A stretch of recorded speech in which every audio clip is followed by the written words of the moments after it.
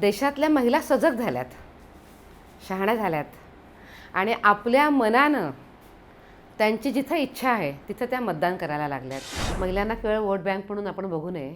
त्यांच्याकरता ज्यांनी ज्यांनी केलं आहे त्यांच्याकरता करणाऱ्या लोकांच्या मागे त्या 100% उभ्या राहतात. त्या महिलेला गरज आहे, ती आपल्या देशाची आधारस्तंभ आहे, ती आधी आबादी आहे आणि तिच्याकरता आपण काम केलं पाहिजे हे विचार करणं म्हणजे तिला नुसतं लाभार्थी बनवणं असं थोडीच आहे की राजकीय विषय तुमचे कुठले काय असतील ते असतील, पण मुळामध्ये देशातल्या महिलेची प्रगती होती आहे ना, ती उत्तमपणे पुढे जाते आहे ना, तिला संधी मिळते आहे ना, ती तिचे निर्णय घेते आहे ना, आणि केवळ निर्णय घेत नाही आहे तर ती आपल्या घराचा आधारस्तंभ बनते आहे.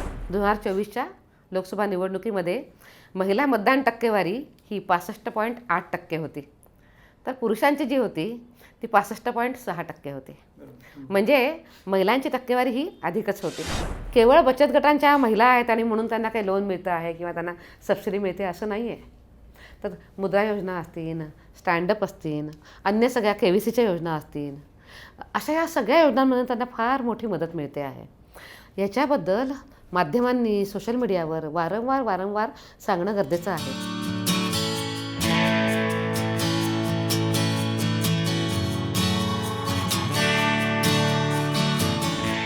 लोकसंवाद कार्यक्रमामध्ये आपल्या सर्वांचं स्वागत. आज आपल्यामध्ये महिला आयोगाच्या राष्ट्रीय अध्यक्ष विजयाताई रहाटकर आहेत आणि खरं तर भारताच्या अर्ध्या लोकसंख्येचं प्रतिनिधित्व अशा अर्थाने त्या पदाकडे आम्ही पाहतो. कारण महिलांच्या सगळ्या प्रश्नांविषयीचं शेवटचं मत आहे की त्यातल्या सगळ्या जटिल समस्या असतील किंवा एकूणच महिलाच्या प्रगतीचा किंवा त्यांच्या जीवनमानाचा, त्यांच्या जीवनपटाचा तुमचं म्हणणं हे कदाचित शेवटचं म्हणणं म्हणून त्याच्याकडं पाहिलं जातं. या सगळ्या अनुषंगानेच बोलत असताना आत्ता महिला आणि निवडणुका असं पण मोठं गणित पाहताना आपल्याला दिसतं आहे. निवडणुकाचा कार्यक्रम चालू आहे. गेल्या अनेक वर्षापासून तुम्ही छत्रपती संभाजीनगरमधून या सगळ्या पुढच्या सगळ्या प्रवासात होता, राजकीय प्रवासामध्ये, आणि या निवडणुकांच्या अनुषंगाने म्हणून सुद्धा काही प्रश्न मनामध्ये होते. त्यानिमित्ताने तुम्ही इथं यावं, लोकसंवाद साधावा अशी इच्छा होती आणि म्हणून आपणाला इथं बोलवलेलं होतं. एकूणच महापालिकेच्या निवडणुकीच्या अनुषंगाने असेल किंवा मागच्या काही निवडणुकांमधून असेल, विधानसभेच्या, लोकसभेच्या निवडणुकांमधून असेल, एक महिलांची मतपेढी तयार होताना किंवा वोट बँक तयार होताना आपल्याला आत्ता दिसते आहे. तर त्याचा आलेख किंवा त्या वोट बँक होण्याची एक प्रोसेस मागच्या काही वर्षापासून 14पासून बघतोय, त्याच्या आधीपासूनच्या काही निवडणुकांमध्ये तुम्ही बघत आलात, आपण बोलतही आलो त्या सगळ्या विषयांमध्ये. तर या विषयाकडं तुम्ही कसं बघता? ती ग्रॅज्युअली वाढत गेली का? ती वोट बँकपर्यंत कसं आलं हे असं जरा तुम्ही सांगावं असं मला वाटतं. मी सगळ्यात पहिल्यांदा असं म्हणेन की केवळ आपण महिला वोट बँक अशा दृष्टीने आपण विचार करू नये.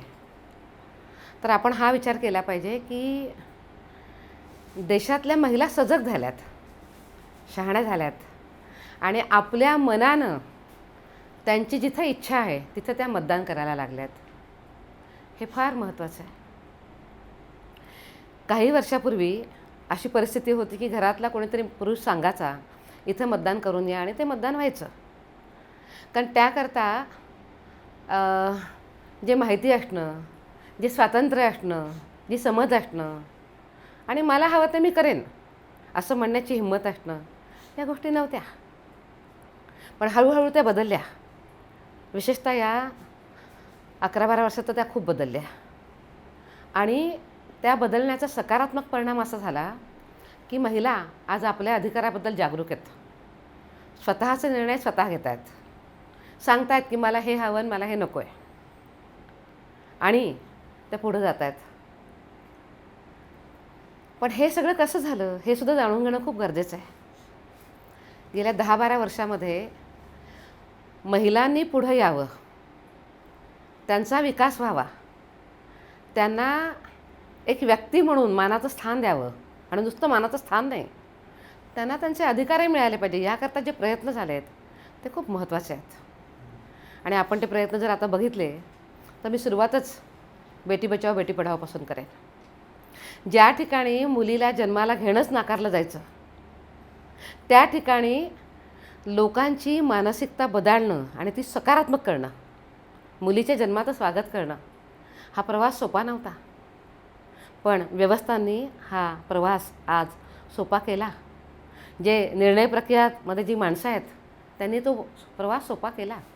आज आपल्याकडे बघा की पूर्वी लोक दवाखान्याचे लिंग चेक करण्याचे तिथं ते खेपा मारायचे. आज ते बरंचसं खूपसं कमी झालं आहे. आणि आज आपण बघतो की मुलगी जर जन्माला आली तर आई वडील समाज नातेवाईक ढोल ताशा बँड वाजवून त्या मुलीचं स्वागत करतायत. केवळ इतकंच नाही तर तिला शिकवत आहेत, तिला पुढं नेत आहेत. सरकारच्या योजना आहेतच आहे, पण त्यासोबतच आपल्या मुलीला पुढं न्यायचं आहे ही जी मानसिकता आली ना ती फार महत्त्वाची आहे. आणि आज ते मुलीला शिकवत आहेत. सरकारी योजनासुद्धा मुलींना पुढं नेणाऱ्या आहेतच आहे. पण मी केवळ इतकं नाही म्हणणार, तर मुलींना महिलांना कामाच्या अपॉर्च्युनिटीज देणं हे फार महत्त्वाचं आहे. आज बघा तुम्ही देशामध्ये 1000 पुरुषांच्या वर 1020 महिलांचं गुणोत्तराचं प्रमाण आहे. हे आपल्या सगळ्यांच्याकरता सगळ्यांनी मिळून केलेलं अचीव केलेली ही एक मोठी गोष्ट आहे. इतकंच नाही तर आज मी तुम्हाला हे सांगेन की ज्या ठिकाणी महिलांना गावामध्ये चुलीवर स्वयंपाक करताना तुमचं सगळंच तब्येतच ढासळायची, त्या ठिकाणी उज्ज्वला योजनेच्या माध्यमातून आज आपण बघतो की 11 कोटी महिलांना आपण उज्ज्वला योजनेच्या माध्यमातून त्यांना धूरविरहित असं त्यांना आज आपण इंधन दिलं आहे. त्यांच्या तब्येतीची काळजी घेतली ही सोपी गोष्ट नाही आहे. ही गोष्ट केवळ त्यांच्या हेल्थच्या संबंधित नाही आहे, तर उत्तम हेल्थ राखणं, पॅसिव्ह स्मोकिंगचा जो त्रास घरामधल्या वडीलधारी मंडळींना होतो, छोटी बाळं आईच्या अवतीभोवती खेळतात त्यांना होतो, त्याच्यापासून पण आपण त्यांना वाचवलं. आणि आज त्या महिला हा विचार करतायत की मला आता जो वेळ मिळतो आहे जो पूर्वी मिळायचाच नाही, त्या वेळेमध्ये मी आता माझा स्वतःचा काहीतरी उद्योगधंदा करते, मी माझ्या पायावर उभं राहण्याचा प्रयत्न करते. केवढं मोठं दूरगामी असं झालेलं हे काम आहे. इतकंच नाही, आज आपण हेही बघतो की प्रधानमंत्री आवास योजना आली. यापूर्वी लोक असं म्हणायची, कित्येक वेळेला घरामध्ये पुरुषाला राग आला की निघून जा माझ्या घरामध्ये, राहायची गरज नाही तुला इथं, असं म्हटलं जायचं. आज आवास योजनेची 75% घरं ही महिलांच्या नावावर आहेत किंवा दोघं नवरा बायकोंच्या नावावर आहेत. त्या महिलेला आज जे शेल्टर मिळालं आहे, तिला जो सन्मान मिळाला आहे की हे घर माझं आहे आणि मी इथं राहते, हा कॉन्फिडन्स फार महत्त्वाचा आहे. आज आपल्या देशामध्ये आपल्या परेडचं 26 जानेवारीच्या परेडचं नेतृत्व, 15 ऑगस्टचं सगळ्या परेडचं नेतृत्व हे आपल्या देशातल्या महिला करतात, मुली करतात. आणि इतकंच नाही, अवनी चतुर्वेदीपासून फायटर जेट चालवणारी महिला ह्याच्यापासून तर देशामधल्या सगळ्या महिला शास्त्रज्ञ ज्यांनी चंद्रयान मोहीम असेल, ज्यांनी इस्रोच्या मोहीम असतील, सगळ्या सफल केल्या आहेत. ही किती मोठी संधी आहे. केवळ इतकंच नाही, मला पुढे जाऊन हे पण सांगायचं आहे ह्याच्यामध्ये की तुम्ही बघा की आता आपले सगळे जे युटीज आहेत, युटीमध्ये पोलीसमध्ये महिलांना 33% आरक्षण आहे. अनेक राज्यांनी पण ते केलेलं आहे. सशस्त्र बल जे आहेत, सगळे जे डिफेन्स आहेत, त्याच्यामध्ये महिलांना स्थायी कमिशन मिळालं आहे. फार महत्त्वाची मुद्दा आहे. आणि इतकंच नाही तर आज आपल्याकडे स्टँडअप इंडिया जी आहे त्याच्या माध्यमातून 74% उद्यमी या महिला आहेत. पुढे जाऊन मी हे सांगेन की जी देशाचं सगळा चेहरा मोहरा बदलणारी जी योजना आहे, जी आर्थिक सशक्तीकरणाची योजना आहे, ती आहे आपली मुद्रा योजना. त्या मुद्रा योजनेमध्ये तुम्हाला माहिती आहे लोन जे दिलं आहे ते कोणाला दिलेलं आहे? मुद्रा योजनेमध्ये 68% लोन हे महिलांना दिलं आहे. इतक्या महिला त्याच्यामध्ये कामाला आलेल्या आहेत. आणि इतकंच नाही तर पुढे जाऊन मी असं म्हणेन की आज 11 करोड महिला आहेत ज्या स्वयंसहायता समूहामध्ये जोडल्या गेलेल्या आहेत. आणि ह्याच्यासोबतच त्या आज लखपती दिदी बनत आहेत. आता आपण 3 कोटी महिलांचं लक्ष ठेवलं आहे की त्या लखपती दिदी व्हाव्यात. त्या दिशेने आपण वेगानं चाललो आहे. ड्रोन दिदी आहेत. असं किती उत्तमपणे महिला काम करत आहेत. पण केवळ इतकंच नाही तर पुढे जाऊन मी हे सुद्धा म्हणेन, मला जी फार महत्त्वाची एक गोष्ट सांगायची आहे की गर्भवती आणि स्तनपान करणाऱ्या ज्या महिला आहेत त्या महिलांच्याकरता किती उत्तम योजना आल्या आहेत. प्रधानमंत्री मातृवंदना योजना, जननी सुरक्षा योजना, जिथं इन्स्टिट्यूशनल डिलिव्हरीज व्हाव्यात ह्याच्याकरता प्रयत्न केले गेले आहेत. हे सगळे महिला केंद्री सगळे विषय आहेत. आणि पुढे जाऊन मी तुम्हाला अजून एक गोष्ट 2 गोष्टी मी तुम्हाला सांगेन की ज्या फार महत्त्वाच्या आहेत. महिलांना, ज्या कामकाजी महिला आहेत त्या महिलांना त्यांना घरही सांभाळायचं आहे, त्यांना नोकरी पण करायची आहे. एका अर्थानं ती वंडर वुमन आहे. त्या वंडर वुमनला मदत कशी करता येऊ शकेल, तिचं मातृत्वाचा सन्मान करून पुढे कसं जाता येईल. तर म्हणून आता आपल्याला मातृत्व अवकाश लीव पण मिळायला लागली आहे. 26 आठवड्यांची मातृत्व अवकाश लीव आहे. आणि या सगळ्यांच्या पुढे जाऊन आता जर आपण पाहिलं तर लोकसभा आणि विधानसभांमध्ये आलेलं 33% आरक्षण, शक्तिवंदन जो कानून आलेला आहे, हे इतके सगळे जे प्रयत्न आहेत, ह्या प्रयत्नांच्यामुळं या सगळ्या महिला आज अवेअर झालेल्या आहेत. स्वतःच्या अधिकाराबद्दल त्यांना जागरूकता आहे. त्यांना हे पण माहिती आहे की देशामध्ये त्यांना पुढे जाण्याकरता उत्तम वातावरण आहे. आणि या सगळ्याचा एकत्रित परिणाम आज महिला स्वतः ठरवत आहेत की त्यांना मतं कुठं द्यायची आहेत. मग आपण त्याला, तुम्ही हवं तर त्याला महिला मतपेढी म्हणा, पण मुळामध्ये केवळ महिला मतपेढी बनवायची म्हणून हे नाही आहे. तर त्याच्या मागे हा भाव आहे की या देशातली महिला जी घराचा आधारस्तंभ आहे, आपल्या परिवाराचा, आपल्या समाजाचा आधारस्तंभ आहे, तिचा उत्तम सन्मान झाला पाहिजे. आणि केवळ महिलांचा विकास नाही तर महिलांच्या नेतृत्वामध्ये विकास झाला पाहिजे आणि आपण पुढं गेलं पाहिजे. ही जी धोरणं आहेत, ही धोरणं आज महिलांना पुढे येण्यामध्ये मदत करतायत. नाही, आता तो जो साधारणतः एकूण विरोधकांचा आरोप त्याच्यामध्ये आहे की आधी लाभार्थी बनवायचं आणि मग मतदार बनवायचं, म्हणजे ती प्रोसेस करत आहे भारतीय जनता पक्ष, असं साधारणतः सगळ्या यांच्यामधून येत आहे. तर तसं घडत आहे का, किंवा तो जाणीवपूर्वक प्रयत्न होतं का? मला काही राजकीय बोलायचं नाही. आता मी कोणत्या राजकीय भूमिकेमध्ये नाही, मला राजकीय नाही बोलायचं. पण मी एक सजग महिला म्हणून ज्या नजरेने मी बघते ते फार महत्त्वाचं आहे. लाभार्थी बनवायचा याचा अर्थ काय होतो? मी आधीच जे सांगितलं की मुळामध्ये विचारामध्ये चूक आहे. त्या महिलेला गरज आहे, ती आपल्या देशाची आधारस्तंभ आहे, ती आधी आबादी आहे आणि तिच्याकरता आपण काम केलं पाहिजे हे विचार करणं म्हणजे तिला नुसतं लाभार्थी बनवणं असं थोडीच आहे. मला एकच सांगायचं आहे की राजकारण्यांनी काय करावं तर त्यांचा विषय आहे, पण मुळामध्ये देशाची जी आधी आबादी आहे, तिच्या उत्तम भविष्याचा, तिला पुढं जाण्याचा हाच विचार केला पाहिजे. आणि ती जर पुढं जात असेल तर तिला राजकीय चष्म्यातनं बघण्याची आवश्यकता नाही. आपण विचार हा केला पाहिजे की राजकीय विषय तुमचे कुठले काय असतील ते असतील, पण मुळामध्ये देशातल्या महिलेची प्रगती होती आहे ना, ती उत्तमपणे पुढे जाते आहे ना, तिला संधी मिळते आहे ना, ती तिचे निर्णय घेते आहे ना. आणि केवळ निर्णय घेत नाही आहे तर ती आपल्या घराचा आधारस्तंभ बनते आहे. आर्थिक विषयामध्ये पण ती प्रगती करते आहे, सगळ्या क्षेत्रामध्ये ती प्रगती करते आहे. हे बघणं महत्त्वाचं नाही का? हे बघणं जर राजकीय दृष्टीतनं जर लोकांनी पाहिलं आणि दूषित दृष्टीने जर पाहिलं तर ती फार मोठी चूक होईल. आपण केवळ आपल्या देशातल्या महिला पुढे जात आहेत, आपण हा विचार केला पाहिजे. ह्याच्याशिवाय कोणताही विचार करता कामा नये. जिथं महिलांचं कल्याण आहे, जिथं महिलांची उन्नती आहे, तिथं आपण केवळ हा विचार केला पाहिजे. नाही, पण एकूणच महिलांचं नेतृत्व वाढलं पाहिजे. तशी संसदेमध्ये पण सगळे धोरणं आखली जात आहेत, किंवा एकूण जागा पण तशा अर्थाने वाढल्यात. त्यात पुढच्या 26मध्ये पण होणार आहे. त्याच्यानंतरचे पण काही निर्णय 4 वर्षांनी जो काही एकूण आपली संसद दिसेल त्याच्यामध्ये पण महिलांची संख्या त्या पातळीवरची असेल. पण एकूणच आपण गाव पातळीवर काम केलं आहे, तुम्ही महापौर म्हणून इथे काम केलेलं होतं. सर्वसाधारणपणे महिला नेतृत्व मिळाल्यानंतर त्यांचा कोणीतरी दीर, त्यांचा पती, त्यांचा कोणीतरी आणखी एक माणूस कोणीतरी काम करत असतो आणि तिचं फक्त नाव असतं. तर एकूण तुम्ही या सगळ्या महिला नेतृत्वाच्या गोष्टींकडे ते कसं पुढं जायला हवं, किंवा त्याच्यात काय काय करायला हवं, असं तुमचं काही दृष्टिकोन, किंवा एकूण म्हणजे आता राष्ट्रीय अध्यक्ष म्हणून सुद्धा आणि भारतीय जनता पक्षाच्या कार्यकर्त्या म्हणून सुद्धा तुमची एक विजन किंवा दृष्टिकोन त्या अर्थाने काय असेल? तुम्ही म्हणता ते खरं आहे की अजूनही महिलांना राजकीय प्रतिनिधित्व जितकं हवं आहे तितकं मिळालं नाही.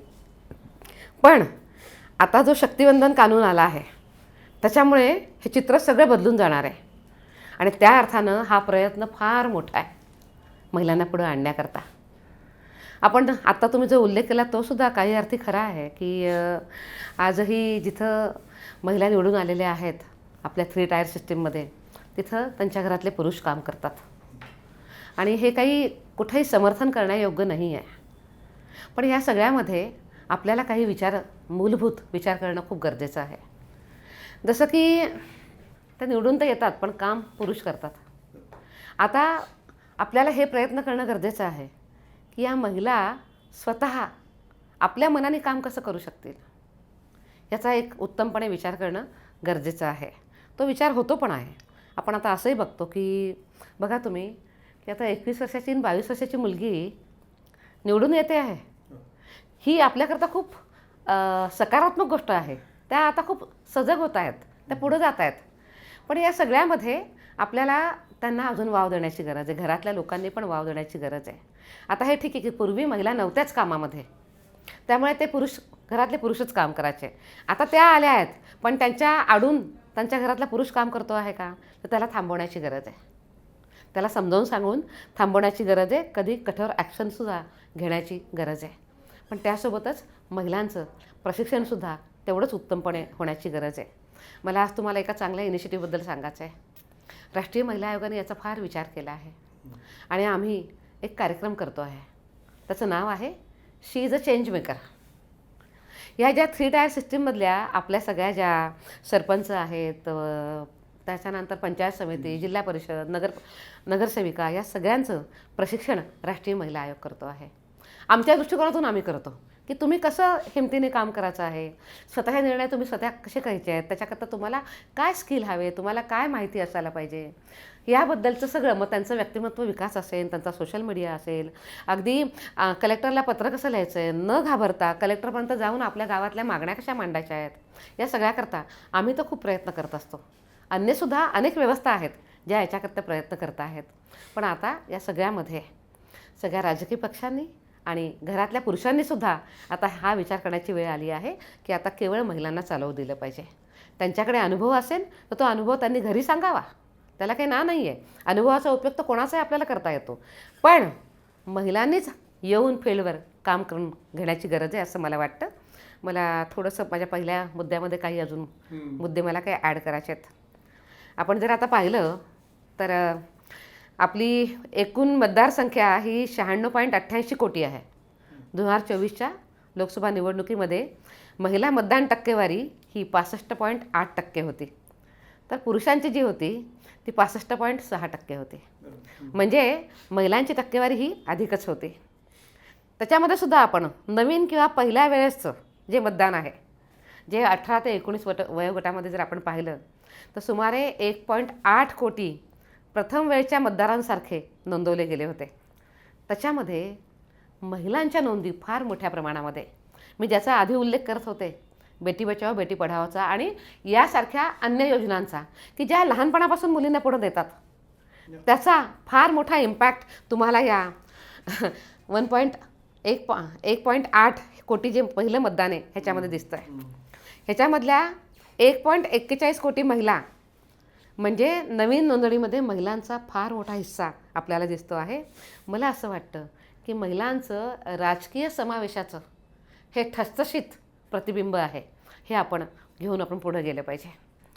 महाराष्ट्रातला जर विचार केला तर महाराष्ट्रामध्ये अंदाजे आपण असं म्हणूयात की 4.97 कोटी पुरुष मतदार आहेत आणि महिला मतदार ज्या आहेत त्या साधारण 4.69 कोटी असा एक रफली अंदाज दिसतो आहे. परंतु राजकीय प्रतिनिधित्व जसं मी आधी म्हटलं ते अजूनही कमी आहे. 18व्या लोकसभेमध्ये 74 महिला खासदार आहेत आणि महाराष्ट्रामध्ये आपण जर पाहिलं तर 48पैकी 7 महिला खासदार आणि 288 पैकी 21 महिला आमदार आपल्या महाराष्ट्रामध्ये काम करत आहेत. म्हणजे आपण हेही बघतो की पुरोगामी महाराष्ट्रामध्ये महिलांचं पुढे येण्याचं प्रमाण हे 10% पण कमी आहे, ज्याचा विचार आपल्याला सगळ्यांना नीटपणे करावा लागेल. यानंतर मिळालेली जी उमेदवारी आहे त्याचं प्रमाणसुद्धा 10% कमी आहे. त्यातही पुन्हा काय होतं, तुम्ही साधारणतः आता निवडणुकांच्या अनुषंगाने हे प्रमाण किती पुढे न्यावं नाही, असं तुम्हाला? मी तेही सांगते तुम्हाला. पण याच्यामध्ये सुद्धा मला अजून थोडीशी एक आकडेवारी मांडायची आहे की 10% कमी महिलांना त्यांना उमेदवारी मिळते. त्यातही पुन्हा काय होतं की जिथं विजयाची शक्यता कमी आहे अशा ठिकाणी महिला दिले जातात. प्रस्थापित राजकीय नेत्यांच्या कुटुंबामधनं महिलांना उमेदवारी मिळते, असं सुद्धा आपल्याला हा ट्रेंड दिसतो. पण आता ह्या सगळ्याच्या पार्श्वभूमीवर भारत सरकारनं आता शक्तिवंदन कानून आता आणला आहे, जो महिलांना खूप बळ देईन स्वतःच्या हिमतीवर पुढे आणण्याकरता. ते आज म्हणू शकतात की आमच्याकरता सरकारने, आमच्याकरता व्यवस्थांनी इतकं सगळं केलं आहे, आता आम्ही आमचं लढू. आम्ही आमचं करू, हा त्यातला खूप महत्त्वाचा भाग आहे. आणि म्हणून संसद आणि विधिमंडळामध्ये हे जे 33% आरक्षण मिळालं आहे ह्याच्यामुळे महिलांच्या राजकीय प्रतिनिधित्वाला अधिक गती आणि शक्ती मिळेल असे मला वाटतं. हा, पण अगदीच तातडीच्या निवडणुका असतात, वाढ व्हायला हवी किंवा तो रेटा पण सगळ्या अर्थाने पुढे जायला हवा असं घडतंय म्हणजे एकूणच सगळ्या व्यवस्थांमध्ये. बघा, हे सगळं काही जादूचा कटोरा नाही आहे की एका रात्रीमध्ये सगळं होईल. पण ज्या वेळेला महिलांना असं दिसतं की त्यांचा विचार करणारं कोणी आहे, त्यांना केंद्रस्थानी ठेवून कोणी काम करतं आहे, तर आपोआपच हुरूप वाढतो, पुढे येण्याची हिंमत वाढते आणि असे वाटतं की हां, माझ्याकरता ह्या संधी आहेत तर त्या मी केलं पाहिजे. त्यामुळे मी तुम्हाला एकच सांगते की आपण नाहीच्या बाजूने विचार करू नये, आपण आहेच्या बाजूनं करावा. मी तुम्हाला मागतं सांगतेच 73 आणि 74व्या घटनादुरुस्तीमध्ये आज जर आपण पाहिलं तर आज उत्तमपणे महिला आपलं आपलं काम करत आहेत. काही प्रमाण आहे गावामध्ये जिथे पुरुष करत आहेत, पण मला तुम्ही सांगा की आपण आलो की नाही पुढं? आज महिला मनापासून काम करायला लागल्या की नाही? मी तुम्हाला माझंच उदाहरण सांगते, माझं म्हणजे माझं व्यक्तिगत नव्हे. मी जेव्हा महापौर होते त्यावेळेसचा हा 2007 ते 2010चा काळ आहे. आज त्याला जवळपास 18 वर्ष झाली आहेत. पण 18 वर्षापूर्वीसुद्धा आपल्या सभागृहामध्ये महिला होत्या ना, ज्या फार शिकलेल्या नव्हत्या, पण शिक्षण हा भाग वेगळा आहे. पण त्यांना लोकांच्या गरजा माहिती होत्या, ज्यांना माहिती होतं की लोकांना काय हवं आहे. आणि आज मी मुद्दाम आवर्जून काही नावं घेईन, आपल्या मानकापे ताईंसारखी, की ज्या पाणी प्रश्नावर सभागृहामध्ये अत्यंत आक्रमक होत होत्या आणि ज्या पाणी आपल्या वॉर्डाला मिळवून घेत होत्या, आपल्या वॉर्डाच्या बजेट करता त्या सांगत होत्या, म्हणत होत्या. आज तर त्यानंतर किती बदललं आहे. त्यामुळे मी हे म्हणेन की थोडेफार पुरुष काम करतायत, पण आता आपण त्यावर फार बोलावं असं नाही आहे. त्यांना थांबवलं पाहिजे आणि पुढं गेलं पाहिजे. पण आता आज महिलांनी क्षेत्र पादाक्रांत केली आहेत हे मला नक्की वाटतं. आता राष्ट्रीय आयोगाच्या ठिकाणी पूर्ण देशामध्ये सर्वात सुरक्षित महिला कुठे आहेत राज्यात आणि असुरक्षित कुठं आहेत? म्हणजे तुमच्याकडे येणाऱ्या तक्रारी, तुमचं ऑब्झर्वेशन, तुमची माहिती पाहता. नाही, आपण ह्याला असं नाही म्हणू की कुठं सुरक्षित आहेत आणि कुठं नाही आहेत. त्याचं कारण असं आहे की सुरक्षेचे मापदंड हे प्रत्येक ठिकाणी भौगोलिक स्थिती, त्यानंतर तिथली असलेली लोकसंख्या, तिथलं लोकांची मानसिकता, या सगळ्या याच्यावर ते बदलत राहतात. त्यामुळे आपण थेट अशी तुलना नाही होऊ शकत की इथं सुरक्षित आहेत, इथं असुरक्षित आहेत. महाराष्ट्र कुठे येतो याच्यात? महाराष्ट्र उत्तम चालला आहे. तुलनेमध्ये जर आपण पाहिलं तर महाराष्ट्रामध्ये महिलांच्याकरता उत्तम वातावरण आहे. महाराष्ट्रामध्ये महिला व्यवस्थितपणे फिरू शकतात, त्यांना भीती नाही आहे, त्या रात्रीही फिरू शकतात. महाराष्ट्रामध्ये महिलांना चांगलं वातावरण आहे. अतिशय चांगल्या रीतीने महाराष्ट्र पुढं चालला आहे. तर याच सुरक्षेच्या अनुषंगाने ओव्हरऑल तुम्ही आता उन्नाव प्रकरणाकडे कसं बघता? कारण लगेच त्याच्यावरचं केवळ भारतीय जनता पक्षाचा आमदार आहे असं जे ॲझ्युम्शन लोकांमध्ये होतं, किंवा बघा आता यांची माणसं तर सुटत आहेत आणि मग नसेल तर नाही सुटत, हे जे लोकांमधलं येणारं परसेप्शन आहे त्याच्याकडं तुम्ही अध्यक्ष म्हणून कसं बघता? आणि घडणाऱ्या ज्या आत्तापर्यंतच्या ज्या महत्त्वाच्या घटना, म्हणजे हाथरसची घटना होती, उन्नावची घटना होती, तर या सगळ्या प्रश्नांकडं तुम्ही कसं बघताय? आयोग म्हणून ह्याच्यामध्ये काही इंटरफेरन्स झाले, मध्ये कुस्ती पटूंच्या अनुषंगाने पण झालेला सगळा विषय होता, तर ह्याच्याकडं तुम्ही अध्यक्ष म्हणून कसं बघता आणि त्याच्यात काय व्हायला हवं असं वाटतं तुम्हाला? मी सगळ्यात पहिल्यांदा तर मी असं म्हणेन की पीडितेची सुरक्षा आणि सन्मान हा सगळ्यात महत्त्वाचा आहे. त्या पीडितेनं खूप भोगलेले आपल्या आयुष्यात, तिला खूप त्रास झाला आहे. त्यामुळे तिची सुरक्षा उत्तम असली पाहिजे, तिचा सन्मान हा नेहमी राखला गेला पाहिजे. गुन्हेगाराला शिक्षा झाली म्हणून व्यवस्थांची जबाबदारी संपत नाही. शिक्षा झाल्यानंतरसुद्धा पीडितेला सुरक्षा, सन्मान आणि पुनर्वसन ही जी जबाबदारी आहे ही ऑथॉरिटीवर असतेच आणि ती ऑथॉरिटीने कायम पूर्ण केली पाहिजे. आणि मी तर हे म्हणेन की एका अर्थाने ही जबाबदारी ही कायम स्वरूपाची असते. आता जो मुद्दा आपण आता म्हटला आहे उन्नाव प्रकरणामधला, मला सगळ्यात पहिल्यांदा एक गोष्ट स्पष्ट करायची आहे की या सगळ्यामध्ये हायकोर्टानं जे निर्णय घेतलेत त्या निर्णयांकडं आपण कधीही दूषित नजरेनं किंवा एकांगी नजरेनं बघता कामा नये. आपल्याकडची न्यायव्यवस्था ही सर्वोच्च आहे आणि न्यायव्यवस्था जो निर्णय घेते तो निर्णय आपण आदरपूर्वक स्वीकारला पाहिजे आणि आपण पुढं गेलं पाहिजे, कारण आपल्याकरता सर्वोच्च तेच आहेत. आता उन्नावचं जे प्रकरण झालं आहे या सगळ्या याच्यामध्ये दिल्ली हायकोर्टानं तांत्रिक मुद्द्यावर जामीन दिलेला आहे. हे आपण सगळ्यात महत्त्वाचं आहे जे लक्षात घेतलं पाहिजे. हा जो जामीन आहे हा तांत्रिक मुद्द्यावर दिलेला आहे. हा जामीन म्हणजे निर्दोष मुक्तता नव्हे, हे सगळ्यांनी नीट लक्षात घेतलं पाहिजे. कुलदीप सेंगरला बलात्कार प्रकरणामध्ये जन्मठेप झालेली आहे. लक्षात घ्या, न्यायव्यवस्था बळकट आहे म्हणूनच ती जन्मठेप आहे.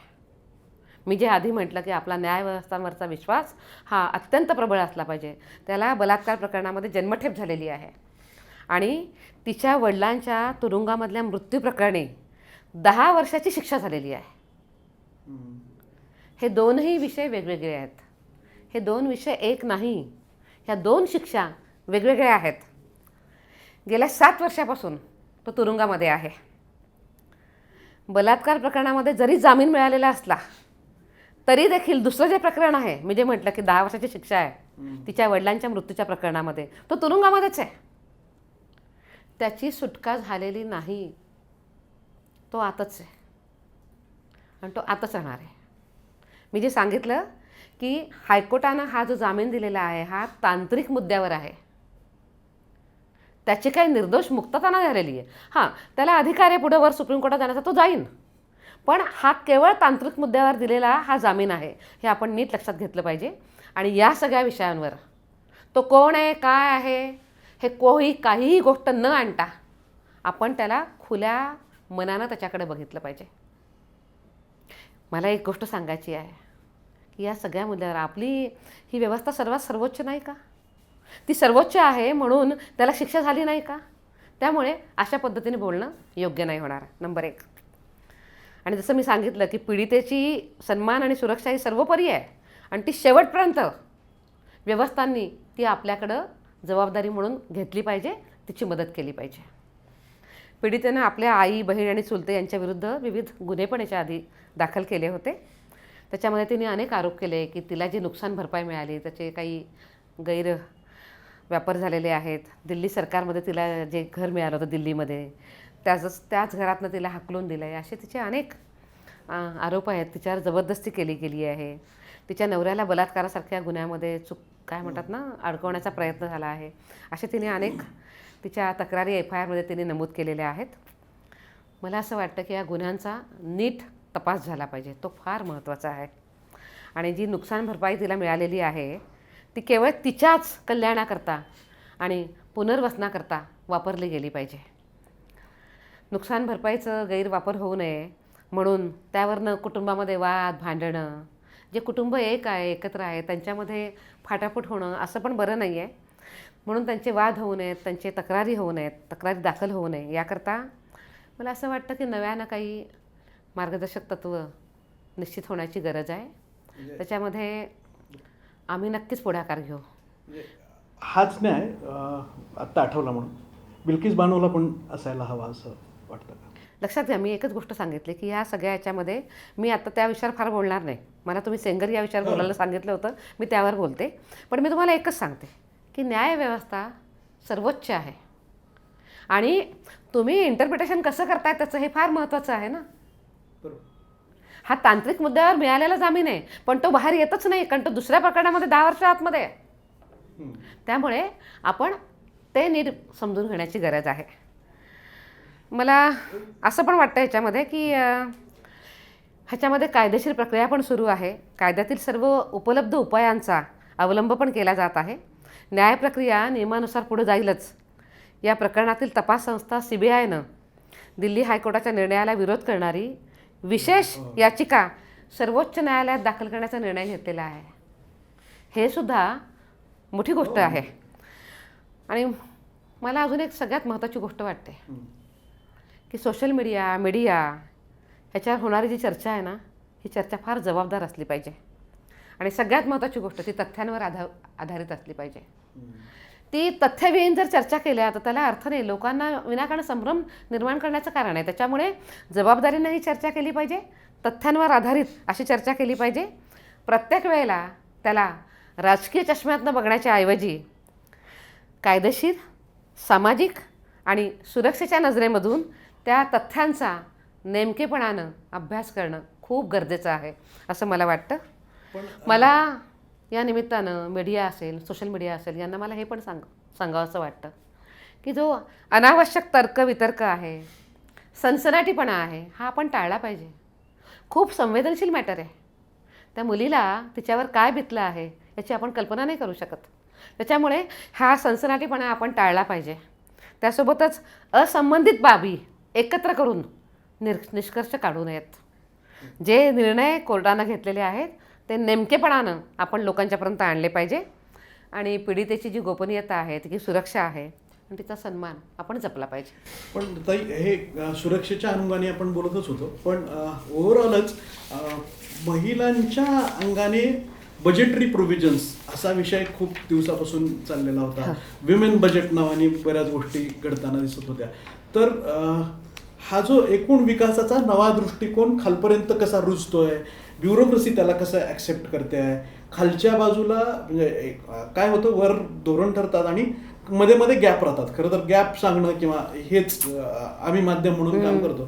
तर तुम्ही या गोष्टींकडे कसं बघता, किंवा वरनं ठरलेलं धोरण खालपर्यंत जाताना काय काय त्याच्यामध्ये तुम्हाला आत्ता बदल दिसतो? वर निर्णय होतात, अतिशय चांगले निर्णय घेतले जातात आणि त्याची अंमलबजावणी खाली व्हावी लागते, यावी लागते. आपण जर ज्याला आपण मोठे मोठे तौर पे असं म्हणू, हे जर आपण पाहिलं तर या निर्णयांची अंमलबजावणी ही यशस्वीरित्या झालेली आहे, होते पण आहे, हे पण दिसतंय आपल्याला. पण काही त्रुटी असू शकतात. ह्या त्रुटी दूर करायचं वेळोवेळी काम पण केलं पाहिजे. पण मी आता तुम्हाला काही ह्याचे जेंडर निधीचे काही आकडे पण सांगते आहे. मला असं वाटतं की 2024-25मध्ये जेंडर बजेट निधी जो आहे, हा जेंडर बजेट निधी हा आपण उत्तमपणे दिलेला आहे. आणि 25-26मध्ये जेंडर बजेटचा वाटा वाढून संपूर्ण केंद्रीय बजेटच्या सुमारे 8.86% तो झालेला आहे. आपण जर पाहिलं गेल्या अनेक वर्षामध्ये तर ह्याचा ग्राफ जो आहे हा कायम चढताच आहे. म्हणजे दरवर्षी जेंडर बजेट हे वाढत चाललेलं आहे. आणि अर्थातच महिलांच्याकरता अनेक योजना आणि त्याचं क्रियान्वयन हे आपल्याला उत्तमपणे दिसतं आहे. थोडक्यात जर आपण सांगितलं तर तब्बल 4.5 लाख कोटी रुपयांची यावर्षीच्या अंदाजपत्रकामध्ये आपण केंद्रामध्ये तरतूद केलेली आहे. ही सर्वोच्च रक्कम आहे. आजपर्यंत अशा पद्धतीनं कधी झालेली नव्हती. आपण जर महाराष्ट्रामध्ये जर आपण पाहिलं, मी हे 24-25चं सांगते आहे, ह्याच्यामध्ये जेंडर बजेट जे अलोकेशन आहे, हे बजेटचं अलोकेशन हे 22,951 कोटी सुमारे असं आहे. आणि राज्याच्या बजेटच्या पण हे जवळपास 4% असं हे आहे. तुलनेनं केंद्रीय बजेटच्यापेक्षा हे थोडंसं कमी आहे. पण महाराष्ट्र त्या दिशेनं निघाला आहे. महाराष्ट्रामध्ये गेल्या पुन्हा 1.5-2 वर्षामध्ये याचं प्रमाण चढतं आहे, वाढतं आहे. आणि आपण जर पाहिलं असेल तर 2014 ते 19 आणि त्यानंतर आता पुन्हा आपण 24-25मध्ये जर आपण पाहिलं तर हे प्रमाण महाराष्ट्रामध्ये कायम वाढलेलं असं आपल्याला दिसतं आहे. बऱ्याचदा असं होतं की आपण घोषणा योजना हे महिलांकरता आपण म्हणतो, तुम्ही आत्ता जसं म्हणता तसं, पण त्या योजनामधला अनेक खर्च प्रत्यक्षामध्ये टार्गेटेड जो ग्रुप असतो त्यांच्यापर्यंत पोहोचत नाही असं सुद्धा आपल्याला कधी कधी दिसतं. पण त्याच्याकरता एकच गोष्ट आहे की त्याच्याकरता मागे लागत राहणं, म्हणत राहणं, प्रयत्न करत राहणं. त्या दृष्टीनं आम्ही कमिशन म्हणून आम्ही प्रयत्न करतो आहे. माझं कोणत्याही राज्यामध्ये जाणं झालं तरी मी त्या राज्यांमध्ये गेल्यानंतर तिथले जे CS आहे त्यांच्यासोबत माझी चर्चा होते, त्यांच्यासोबत माझं बसणं होतं आणि त्यांनी महिलांच्या दृष्टिकोनातून ज्या योजना आलेल्या आहेत त्याचं प्रत्यक्ष क्रियान्वयन जमिनी स्तरावर त्यांनी किती केलं आहे याचा एक आढावा, एक लेखाजोखा, एक माहिती मी त्यांच्याकडं नक्की घेते.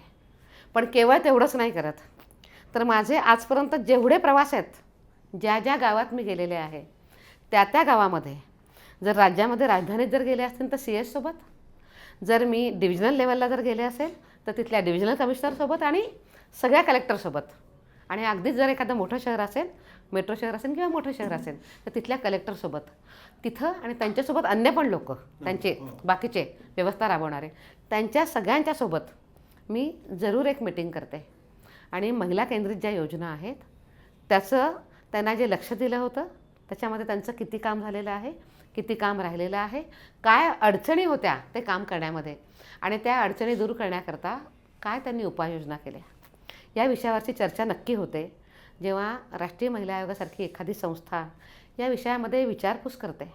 त्यामुळे चांगल्या अर्थानं त्याचं एक प्रेशर पण असतं आणि चांगल्या अर्थानं तुम्ही विचारता त्यावेळेला चांगली कामं केली ती पण समोर येतात ना, त्यामुळे मोटिवेशन पण आहे. नाही, मध्यंतरीच्या काळामध्ये राईट टू पी सारखं एक चळवळ राबवली गेली, किंवा स्वच्छतागृहांचे प्रश्न म्हणजे ग्रामीण भागातले बऱ्यापैकी सुटत आले, पण शहरी भागात महिलांसाठीचे स्वतंत्र जे प्रश्न आहेत, म्हणजे समजा घरातून बाहेर निघाले आणि बाहेर स्वच्छतागृहच नाही वापरायला, असे प्रश्न आपल्याला बहुतांशी 2 टायर सिटीजमध्ये किंवा मोठ्या शहरांमध्ये पण दिसतात.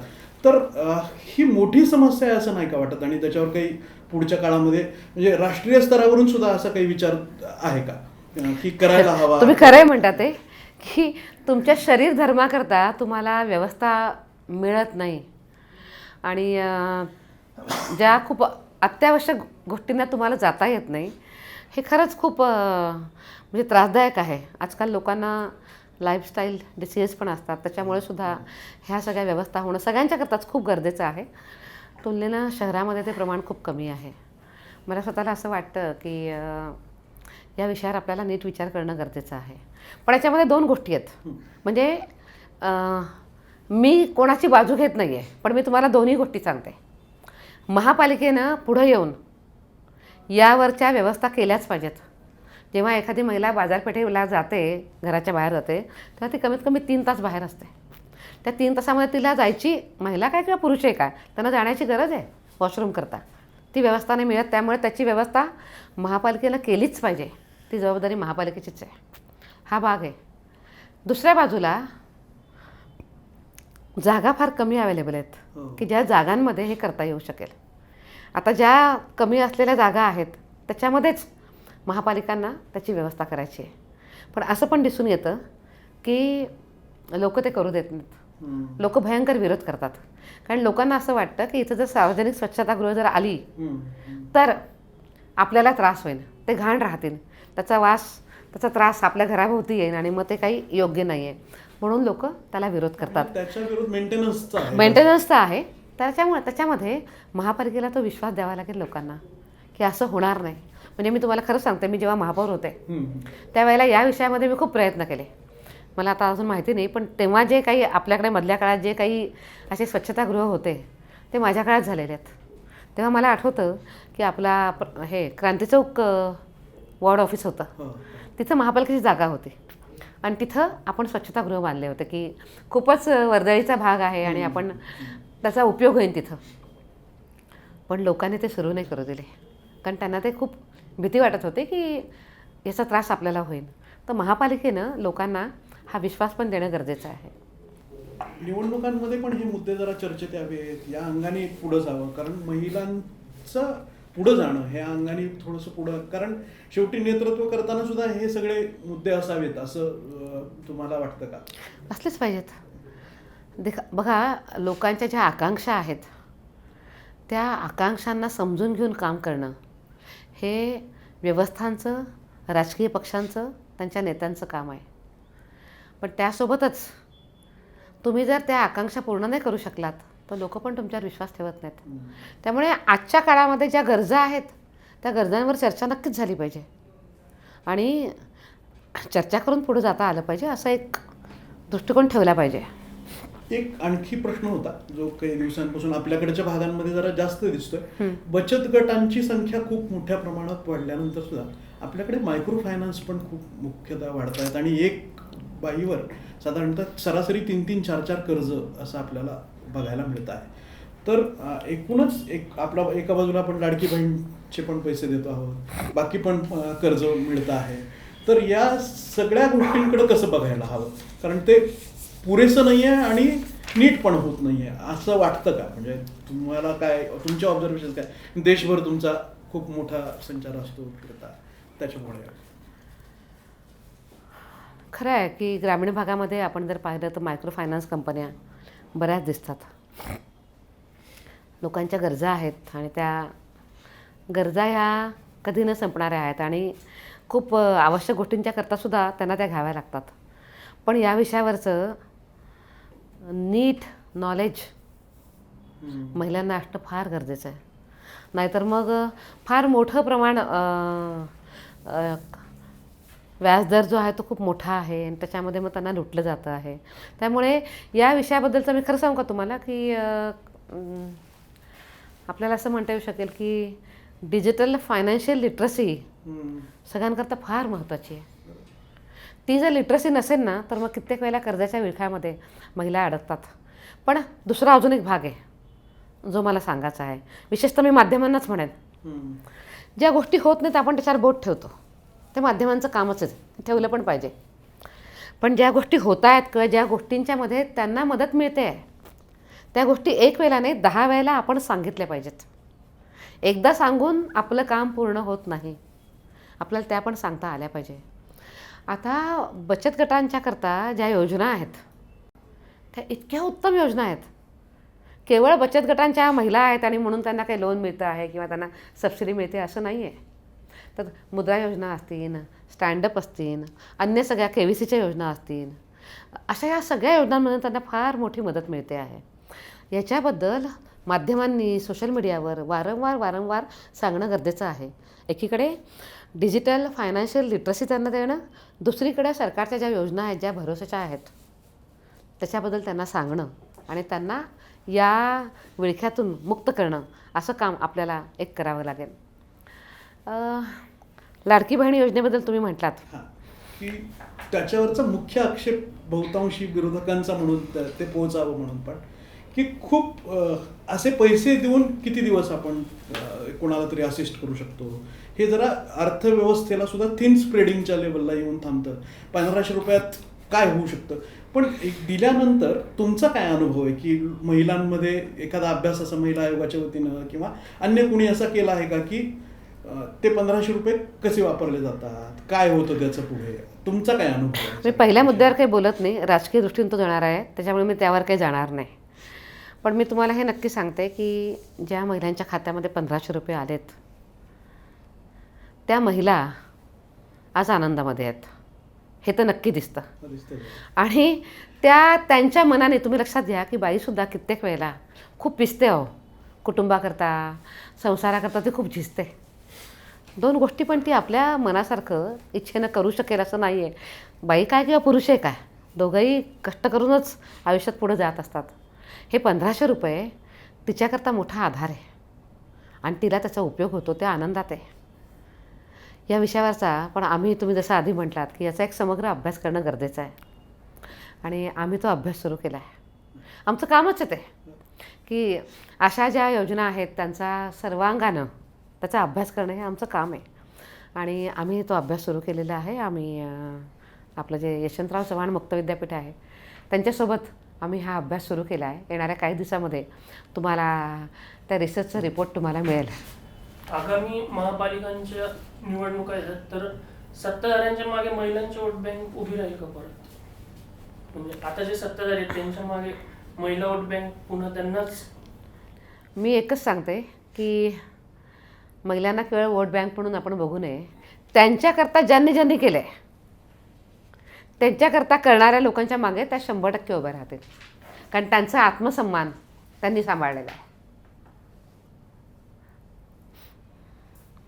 आणि मला असं वाटतं की जी माणसं महिलांना सन्मान देतात, केवळ सन्मान नाही तर त्या सन्मानासोबत त्यांना त्यांचं भान पण देतात की हो तुम्ही आमच्याकरता महत्त्वाच्या आहेत,